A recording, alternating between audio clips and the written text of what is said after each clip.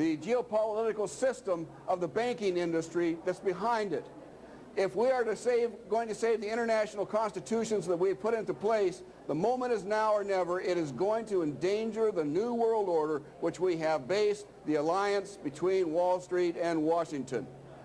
Basically, they saw a threat in 1981 and they began to work to confront that threat, and you and I are one of the major threats that they have right now, and their most effective way to do it is to demagogue us, to demonize us and so forth.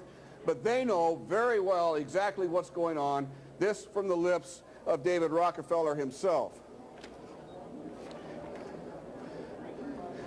Zbigniew Brzezinski, the former National Security Advisor for President Carter and the founder of the Trilateral Commission in 1972, said this in 1999: "It will soon be possible to assert almost continuous control over every citizen and to maintain up-to-date files containing even the most personal details about health and personal behavior." We're getting very close to this. In fact, much of it can be done today. Even though he said this in the late 1990s, much of it is now in place. It is it's actually happening. They need a central thing to pull it together, and of course, that is one of the things that they're pushing very hard to do, is a national ID. I think the most conclusive evidence that we have, and if you haven't gotten this book, you might as well spend the $40 to buy it because it's well worth it, is Tragedy and Hope by Carroll Quigley, Bill Clinton's mentor back when he was in Georgetown taking the history courses from Carroll Quigley. Carroll Quigley is now dead. He's been dead for 30 years, but the fact is that he was involved in this overall effort for over 20 years. And for 2.5 years, he had actual personal access to all the records. And he wrote a 1,300-page history of this new world order up until 1966. And it is the most astonishing book. You can't read it from page to, from front to back. It's just too big. But you can pick out any subject, look it up in the index, and find out exactly what the big boys did to put it into place. It's an astonishing book, well worth having, because it's undeniable. They cannot deny the fact that they actually are putting this into place. He admits it, he actually says it, and he agrees with what they're trying to do. In Tragedy and Hope, Carroll Quigley says that the powers of financial capital system the powers of financial capitalism had another far-reaching aim, nothing less than to create a world system of financial control in private hands, able to dominate the political system of each country and the economy of the world as a whole. This system was to be controlled in a feudalistic fashion by the central banks of the world, primarily through the BIS, the Bank of International Settlements. He has a lot more to say in this book than this, but this really forms the heart of what this is all about. It's done by the global banking system, primarily of Great Britain and the United States, although other central banks are definitely involved in it. And he says that they're going to control through a feudalistic fashion. I wish I had a lot of time to explain on that, but nonetheless, that's exactly what they want to do. That's why they have to eliminate property rights. Because in feudalism, only the lords have the right to own property. And so they're trying to strip us of all of our property rights and put us under the thumb of their totalitarian or feudalistic way and literally make serfs. We have documentation that we used to stop the Convention on Biological Diversity from being ratified in 1994 that says that the way that they want to control us is to make us agrarian citizens or agrarian peasants. That's their exact words.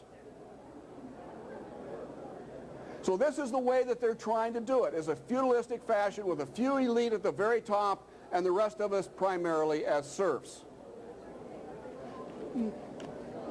Now, what are they doing today? You may remember in September of the year 2000, all the heads of state, about 136 of them, met in New York City at the United Nations building, and for 3 days had a series of meetings. I'm not going to spend a lot of time on this, but I want to show you what the declaration that they put out at the end shows that they want to do. Actually, the declaration was finished, well, weeks in advance. They just accepted it by consensus.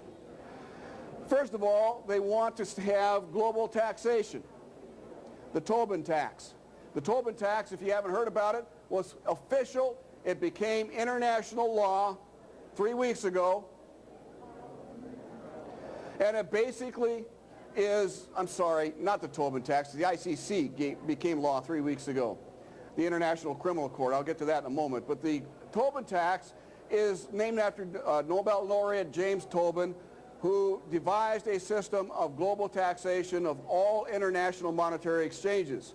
So if you spend any money in Germany or France or whatever on a vacation, that money is taxed at a pace they propose at 1/10 of 1%, which doesn't sound like much, but in total, with all of the international trade that's going on and so forth, would yield the United Nations at least a minimum of $1.5 trillion a year.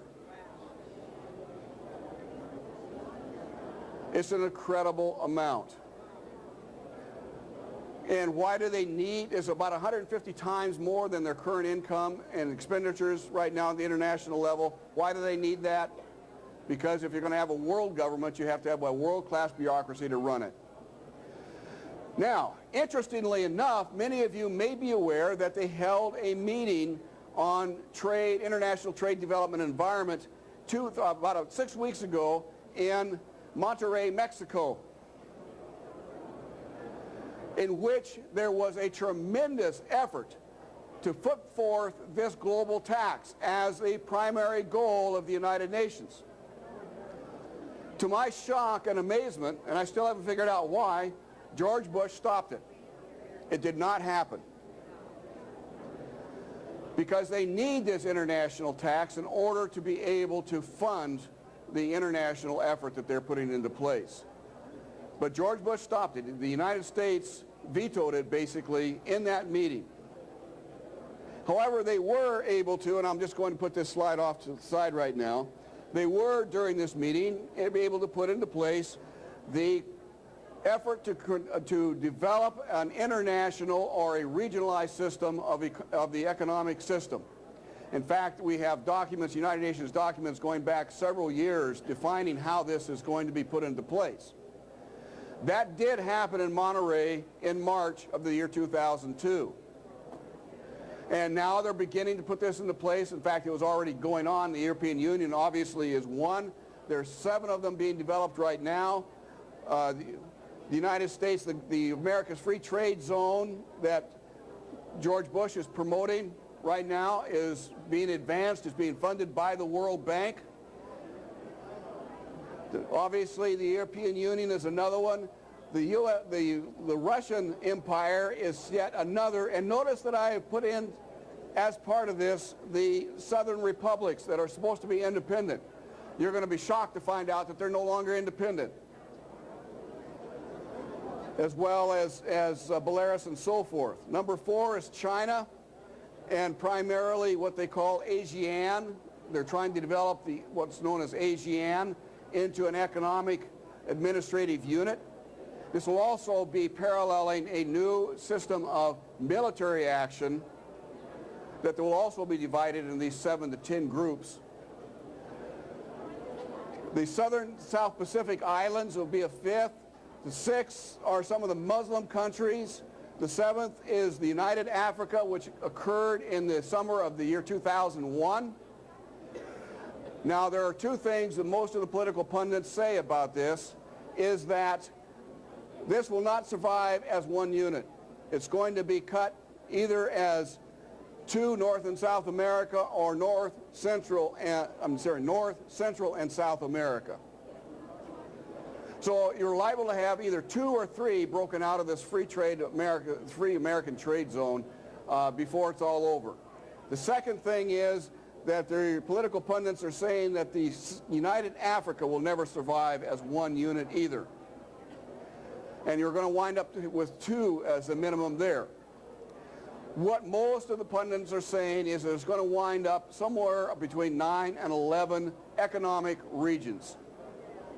For those of you who are avid Bible readers, that means a lot, especially when you consider what they're planning to do, because they will literally control the economy of the world through these economic regions.